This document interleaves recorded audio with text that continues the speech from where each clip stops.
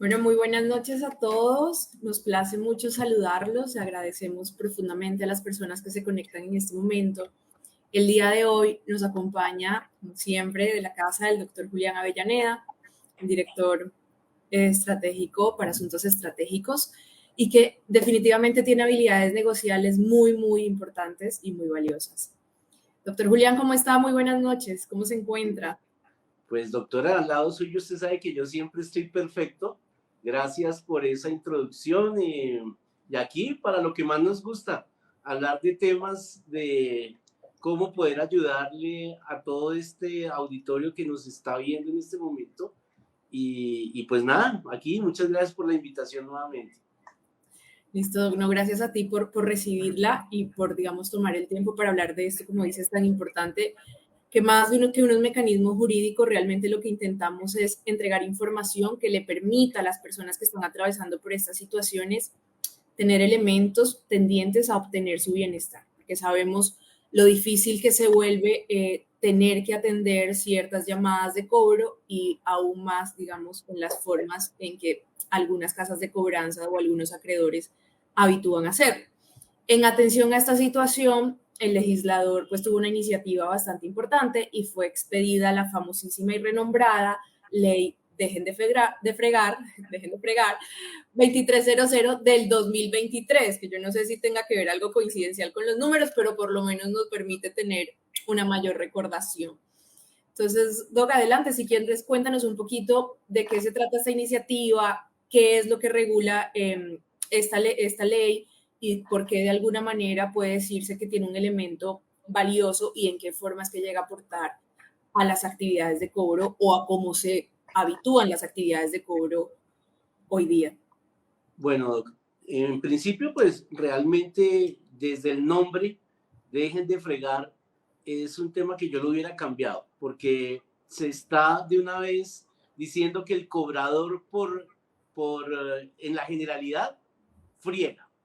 Y pues si bien es cierto, desde donde uno lo ve, hay algunos cobradores, y aquí quiero hacer una diferenciación porque afortunadamente con el correr del tiempo, la ley de insolvencia ha humanizado de alguna manera el cobro. Ya hay muchos bancos ya, muchos acreedores, que por medio de sus apoderados han humanizado el cobro. Incluso ya hay algunos que en las audiencias de conciliación y en las audiencias de negociación son los que proponen fórmulas de arreglo.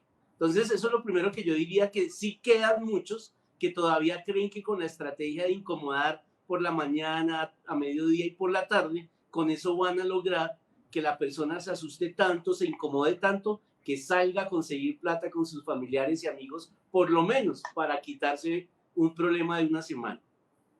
Pero básicamente, Doc, yo lo resumiría en lo que retomo tus palabras. Esta ley 2300 del 2023, hay que buscar el baloto con esos números a ver qué pasa. Pero realmente lo que regula es la relación entre acreedores y deudores. Pero también no dejemos de lado a los prestadores de servicios, porque de alguna manera también contempla ese afán de la venta que le llega a la gente a las 6 de la mañana un domingo. Entonces, realmente también hay que verlo desde ese punto de vista. En principio, yo diría que realmente trae algunas cosas innovadoras, pero el resto ya lo teníamos. Es que yo siento que es un tema más de humanización. Hay algunas casas de cobro que incluso ya estarán buscando, dentro de la habilidad jurídica de los mandos medios, porque ni siquiera son los mandos altos. Cada vez que uno habla con las casas de cobro, con los bancos, y de alguna manera denuncia la cobranza abusiva, tú verás siempre que los altos directivos de las corporaciones siempre salen a decir que esas políticas jamás serán utilizadas en su entidad. Y cuando vemos entre que baja más el nivel del funcionario que está haciendo la gestión, desafortunadamente en la parte más bajita de la pirámide es donde se ve esto.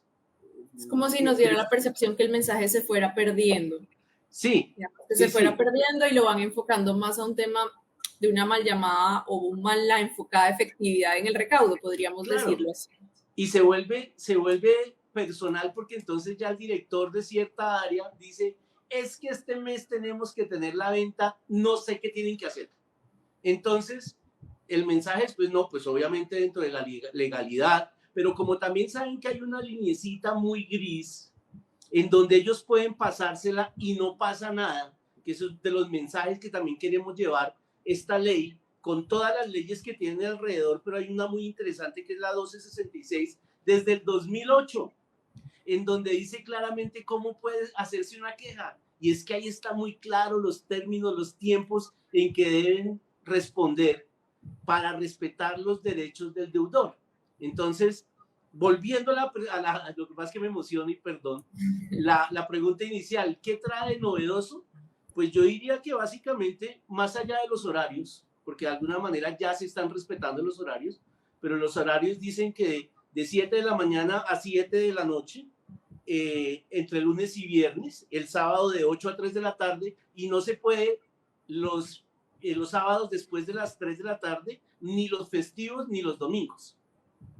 Entonces, ¿qué pasa? Pero trae por allá una salvedad que dice que si tú lo autorizas, te pueden llamar en los otros horarios. Entonces, ahí es donde partamos. Yo siempre parto de la buena fe y parto de ese concepto del director de alto nivel de las entidades que dice que jamás van a utilizar una medida de presión para que los deudores salgan a hacer locuras.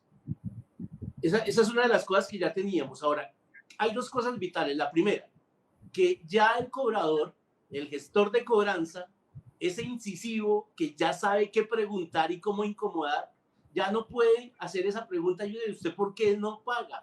¿Usted por qué es tan irresponsable y por qué se gastó la plata y no nos ha pagado? ¿Por qué no deja de comer para pagarme? ¿Sí? Es decir, esa clase de afirmaciones ya no las pueden hacer. Entonces, ese cobro abusivo se sale de ahí. Yo creo que de lo innovador eso. ¿Dónde estaría el límite? O sea, ¿cómo sabría yo, digamos, tengo un cobro pendiente y estoy recibiendo llamadas? ¿Cómo podría yo como deudor identificar en qué momento es que se me está vulnerando algún derecho a mi intimidad, algún derecho a mi dignidad, a mi persona, en la manera en la que se cobra y en qué momento, digamos, podríamos decir que no? Porque quizás una pregunta de, hombre, ¿qué ha pasado? ¿Por qué no has pagado?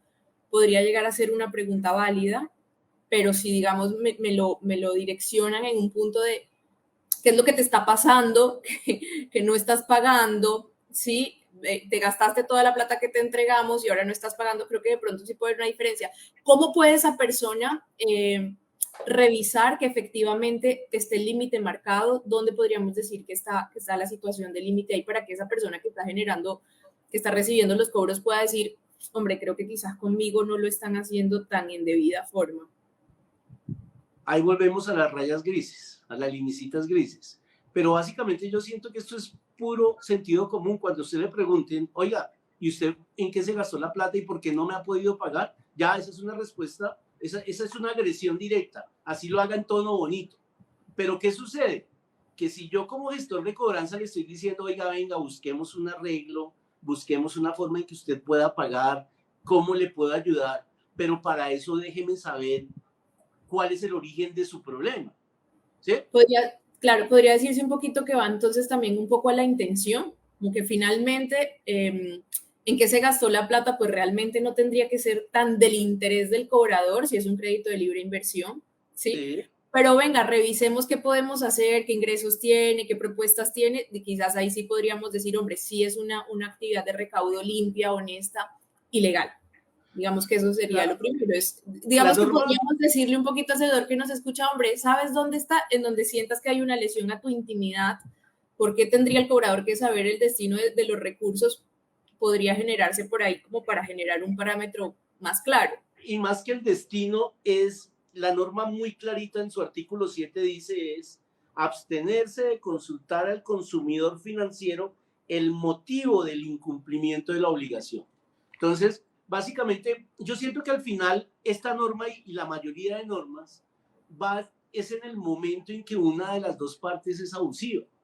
Es en donde quiere sacar provecho de una posición y hemos hablado en muchas otras oportunidades de lo temerario que se vuelve el cobro en alguna manera, en donde empiezan a llenar de temor al deudor incluso diciéndoles cosas como que la ley de insolvencia no funciona, que para la ley de insolvencia se tienen que presentar con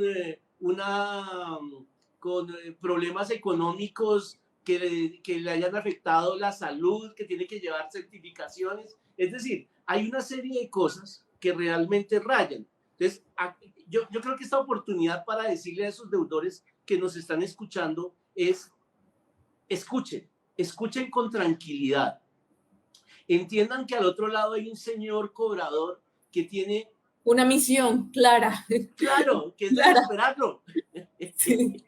Que es, porque si uno le pregunta, y esta pregunta se la he hecho a muchas personas en el área de cobro, le he dicho: oye, ¿ustedes por qué son así? ¿Por qué tienen que ser tan agresivos, tan abusivos? Y dicen: porque es que el deudor no quiere pagar, el deudor es de mala fe. Y yo le digo: ¿y usted cómo puede decir eso? Yo que estoy metido en este tema de la insolvencia desde hace más de 10 años, haciendo acuerdos de pago, la mayoría de deudores son de buena fe, el 99.9% son de buena fe. Son muy poquitos los que uno se encuentra realmente de mala fe. Es porque realmente es el resultado de una mala planeación o de no haber sido bueno financieramente. Pero entonces, para que no me deje salir de la pregunta inicial, yo diría que esa es una de las cosas innovadoras, y es que no me pueden preguntar cuál fue el motivo. Segundo, que si hay una periodicidad, y es que ahora se está controlando, y es que no pueden haber la pluralidad de canales. Entonces no puedo mandar un email, no puedo mandar un WhatsApp, y no puedo mandar un mensaje de texto y una llamada. ¿Sí? Yo tengo que escoger durante la semana por dónde me voy a comunicar, ¿cierto? Porque precisamente de lo que se trata es de normalizar ese canal de comunicación. La norma dice al final, para que ya seguimos con la siguiente, es que con un contacto real que se haga, contacto efectivo,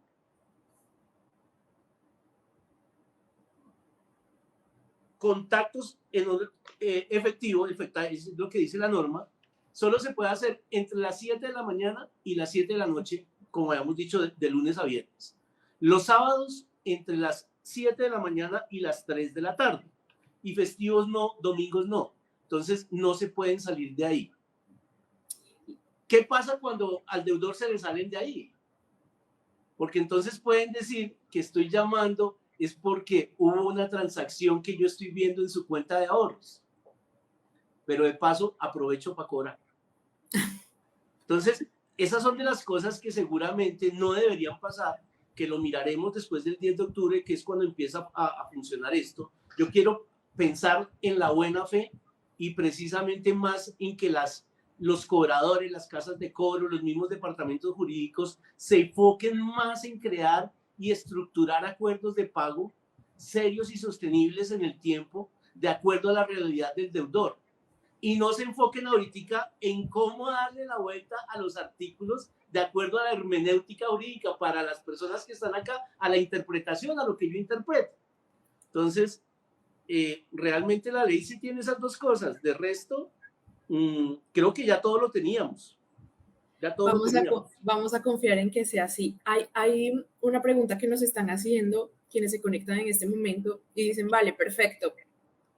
Eso es cuando me hacen, digamos, un acercamiento directo conmigo, pero muchas veces ocurre que cuando estoy pidiendo, digamos, incluso servicios de telefonía, de internet, lo que sea, estoy pidiendo el servicio o estoy contratando el crédito, lo que sea, me piden referencias.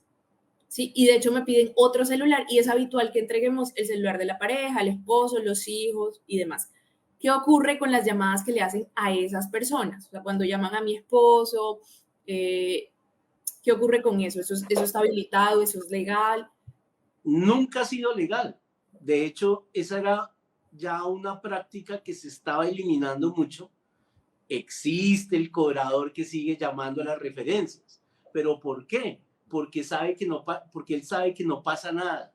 Las personas, como no saben cómo reclamar, a veces saben pero no tienen el tiempo, y dicen: entre esto y salir a trabajar, yo me voy a trabajar. O de pronto el costo del abogado les sale muy caro y no lo hace. Sí, pero como eso que ya estaba. De hecho, a mí me ha pasado, particularmente con los servicios de hogar, a veces me he colgado y terminan llamando a mi pareja y justamente como que uno entiende que ese es un poquito el precio a pagar por la mora y lo deja pasar porque es un momento en el día y ya, pero digamos que es una persona que tiene la oportunidad de ponerse al día, pero quien no lo tiene y digamos ya es una situación que realmente no tengo el flujo, no tengo cómo ponerme al día, pues es una situación que no va a desaparecer porque no hay manera que pueda generar ese pago que elimina esa actividad de cobro. Pues Digamos también, clarísimo, la norma para resolver la pregunta puntual es, no, no los pueden llamar, a las referencias no las pueden llamar a decirle que la persona que referenció en su momento hoy está en mora. Por favor, dígale, cuéntele que por favor me pague porque está en mora. Eso no lo pueden hacer. eso va un poquito ligado a la ley de habeas data. Recordemos que el tratamiento de datos personales requiere una autorización clara y expresa y con una finalidad determinada. Entonces, el titular de esos datos, que sería en ese caso el esposo, la esposa, la pareja, es quien debe dar la autorización por él mismo. Cuando hacemos las referencias, finalmente soy yo quien pone el dato de otro, entonces esa autorización no existe. Entonces ahí va un ligado también al tipo de reclamaciones que podríamos llegar a presentar si este tipo de casos ustedes están pues siendo víctimas, digámoslo así, porque es una conducta ilegal. ¿Qué ocurre cuando, por ejemplo, llaman a las oficinas, a los lugares de trabajo? Yo no sé, Entonces, googlean al odor o tienen las referencias porque yo digo que tengo un trabajo con Proyecta y van, buscan Proyecta y van, llaman directamente a la oficina a preguntar por mí para generar de alguna manera cierto tipo de presión. y vuelvo y digo, eso ya estaba. Ahora queda más formalizado, pero no lo pueden hacer. Es como las visitas, no solo la llamada. Es realmente, es respeto, es respeto. Tú lo pones en términos más técnicos a la habeas data y ahí es donde está la solución. Ahí es donde nosotros tenemos que hacer respetar que la información que nosotros le damos a los operadores, a los acreedores, son para una cosa específica y que ellos no se pueden extralimitar. Pero vuelvo al tema, y es que como el cobrador sabe que no hay reclamo, como saben que no va a pasar nada, entonces, dependiendo de la experiencia y lo hiperactivo que sea el señor cobrador, se va a pasar de la raya.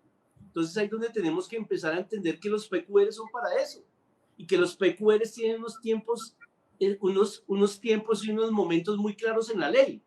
Están así que muchos me irán a decir, pero ¿qué relación tiene el uno con lo otro? Ahorita, claro, la Superintendencia de Industria y Comercio le acaba de sancionar por más de 1.000 millones de pesos, precisamente por el mal uso de la habeas data en una de sus promociones de algo de amigos, que le decía a uno, oiga, venga, mándeme dos números celulares o un número celular referenciando el producto y yo le doy a usted un beneficio.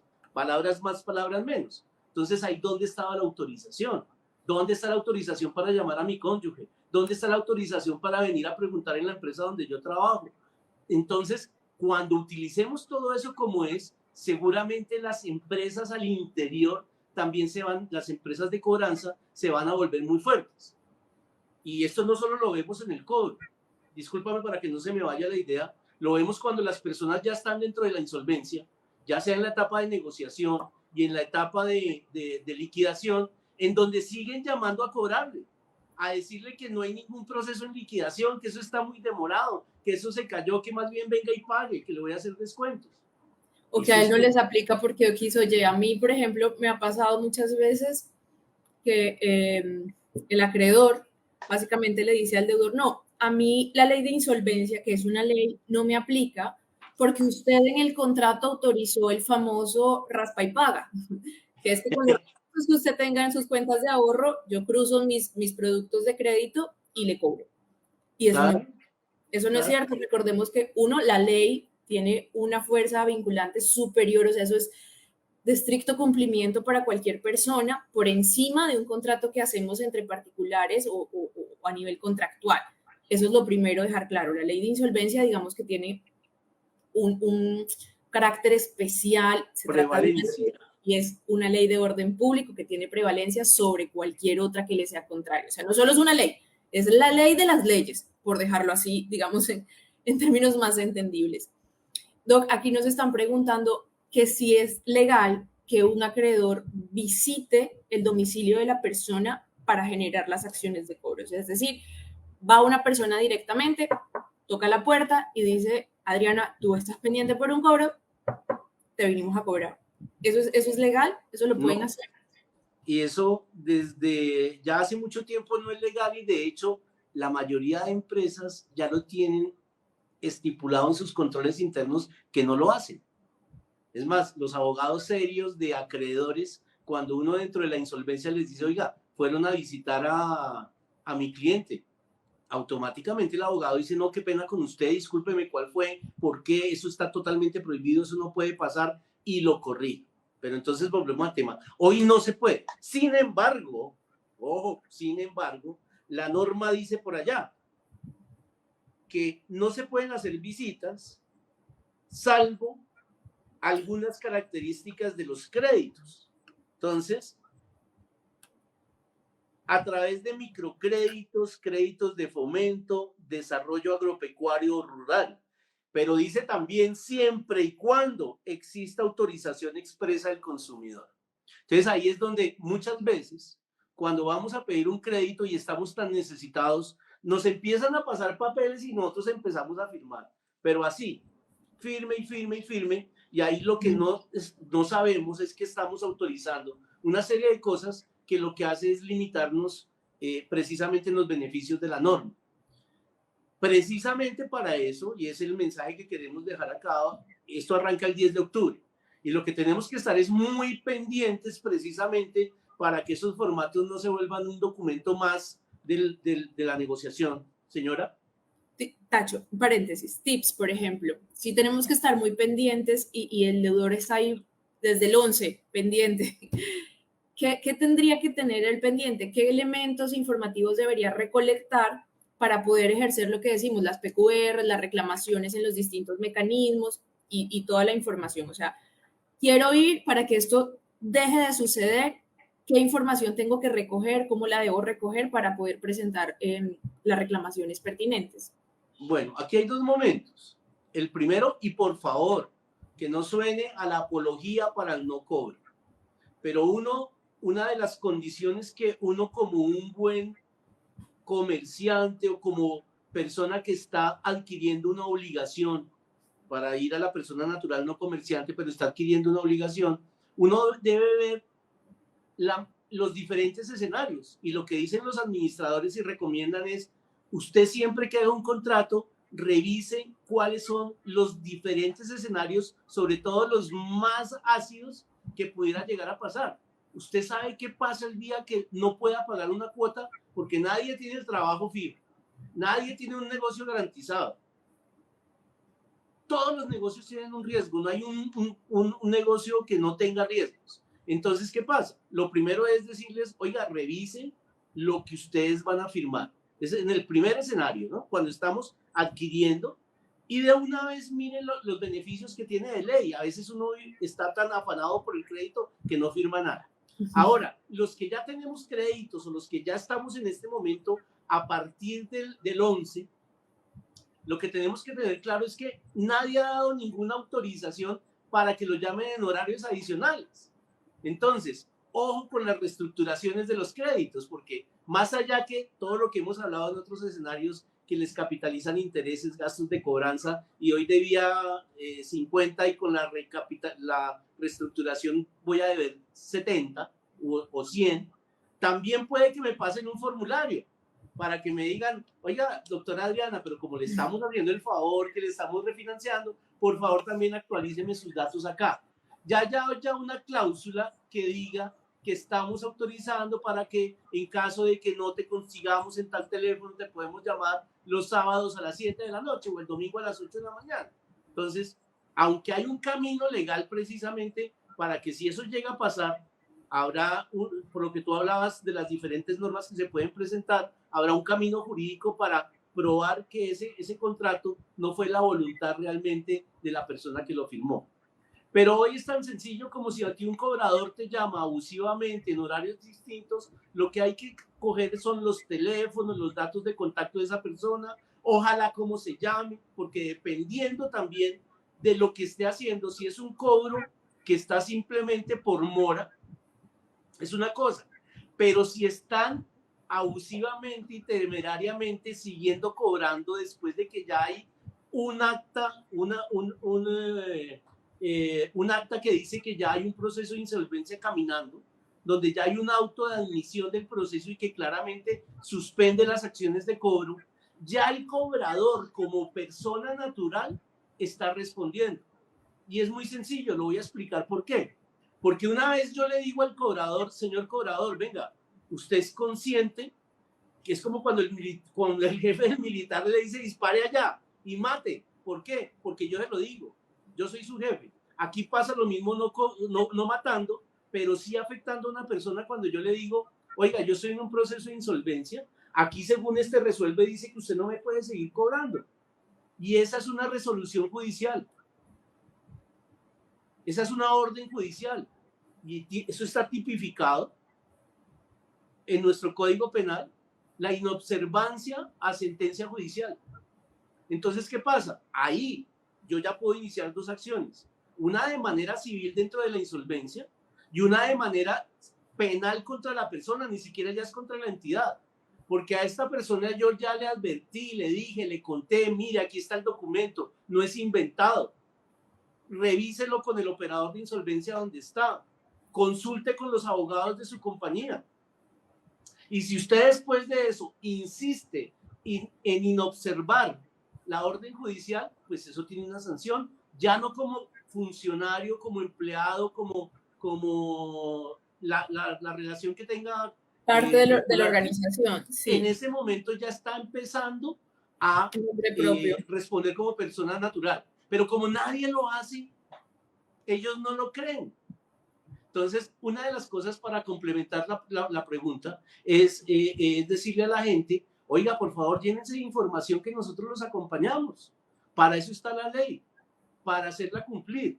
Y sobre todo porque es que la gente necesita estar tranquila para poder reactivar, porque al final recordemos que el tema de la insolvencia, más allá de ser una beneficencia, un regalo, lo que quiso el legislador es un tema económico, que la gente se reactive económicamente para que salga otra vez a consumir. Esa es la idea, no es otra. Así es, incluso yo creo que también el mensaje puede ser, y esto ya es un tema más de mi postura personal, y a veces yo creo que con los mecanismos que tenemos a la mano, a los mecanismos legales, hombre, a veces a la gente hay que educarla. Hay que educarla, porque si están indisciplinados, pues hay que generar educación. ¿Cómo generamos educación? Accionando esos mecanismos. Empezando por lo menos a generar, hombre, es que esa conducta que tú estás haciendo yo la reprocho porque es ilegal.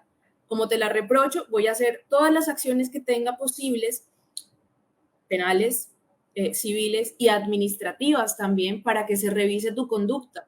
Como yo no he podido contigo, que soy tu hermanito, además tu hermanito menor, porque estoy en condiciones pues, menos favorables que tú, entonces voy a acudir a papá Estado para que sea él quien te aconducte.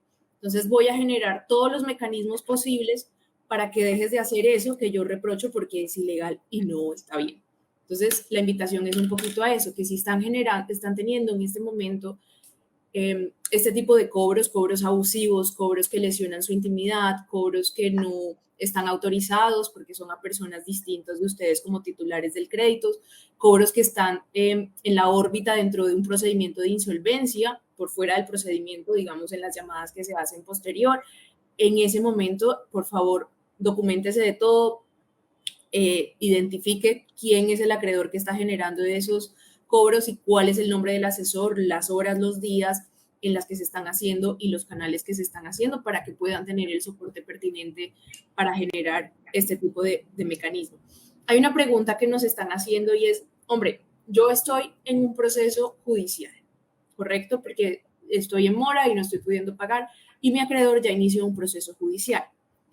Entonces, ya digamos que hay un cobro, que es un cobro judicial, que es propiamente ese proceso. Sin embargo, cada vez que pueden me generan notificaciones o me generan datos de comunicación sobre el avance del proceso por mensajes de datos, incluso antes que el proceso se mueva. Entonces me avisan que van a pedir medidas cautelares sobre mi salario, me avisan que van a pedir el registro de medidas cautelares a mis bienes inmuebles. ¿Eso podría entenderse como un cobro abusivo o eso podría entenderse que hace parte de ese proceso judicial y que podría estar bien? O No, eso simplemente podría entenderse que es tan bonitos que me están informando, gracias por tenerme al tanto y yo ya no tengo que revisar mi proceso. esa tercera me gusta más que las otras dos. Pero como uno como deudor no está en esa posición, sino que al final entiende que lo que le están diciendo es que usted va a perder hasta lo que no tiene, porque muchas veces las personas ni siquiera tienen que les puedan perseguir jurídicamente. Bueno, pero no, pero la respuesta es claro que es un cobro abusivo, porque es que detrás de eso, esa es una incluso temeraria muchas veces, porque ni siquiera el proceso está caminando. Tú dijiste, el proceso no está caminando, pero le están advirtiendo una situación que no está pasando. Es más, muchas veces ya las casas de cobro han generado un formato muy parecido al formato oficial de notificación, en donde le están diciendo al cliente que ya tiene un proceso. Y muchas veces uno va a verificar el número del proceso y no existe. Entonces, vuelvo y hago la salvedad. No puedo generalizar. Depende del nivel del cobrador. Entre más chiquito y con todo respeto, es más agresivo. Y entre más alto es el nivel del cobrador, es más profesional, es más estratégico. Entonces, ahora celebramos que muchas entidades ya están buscando incluso acuerdos de pago por fuera de la insolvencia. Cuando ya el deudor advierte que se va para la ley de insolvencia, ya hay varias entidades que dicen, oiga, no, venga, evitemos ese paso, lleguemos a un acuerdo. Pero sigue existiendo el cobrador abusivo. Entonces, yo simplemente le diría a las personas que nos están escuchando, a las personas que están en esta situación, tranquilos, paciencia, llénense de información, asesórense, nosotros con mucho gusto estamos para decirles cómo hacer una reclamación profesional, jurídica, que tenga una posibilidad de éxito, porque muchas veces nos llenamos de emociones, tenemos la razón, pero no sabemos cómo trasladarla y cómo pedirla. Y cuando llega el operador o el acreedor, cuando la recibe, dice, esto está sin los requisitos legales y simplemente la devuelven. Y listos.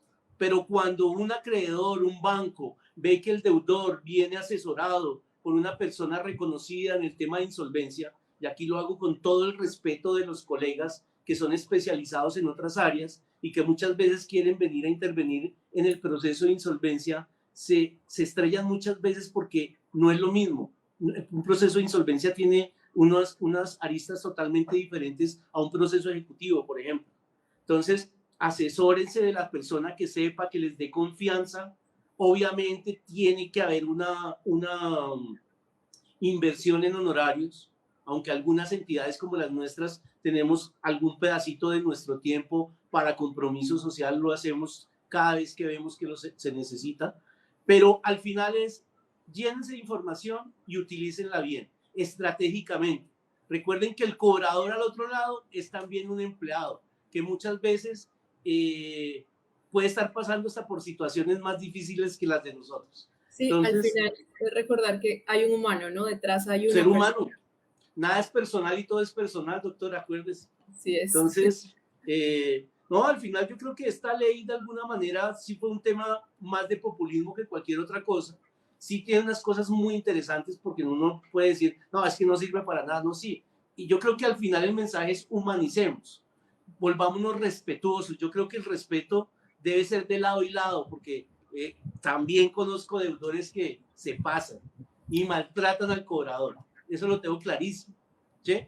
Entonces, yo creo que ahí estamos para que con un frente común, y cuando hablo de frente común no de deudores o de acreedores, sino que todos miremos cómo humanizamos más el cobro y sobre todo aprovecho la oportunidad, doctora, para contarle a todo el mundo de nuestro programa de repotencialización de deudores, que precisamente es un programa en donde lo que buscamos es volver a la normalidad a ese deudor que en algún momento fue sujeto de crédito de 100, 200, 300 mil millones de pesos y hoy no lo puede pagar.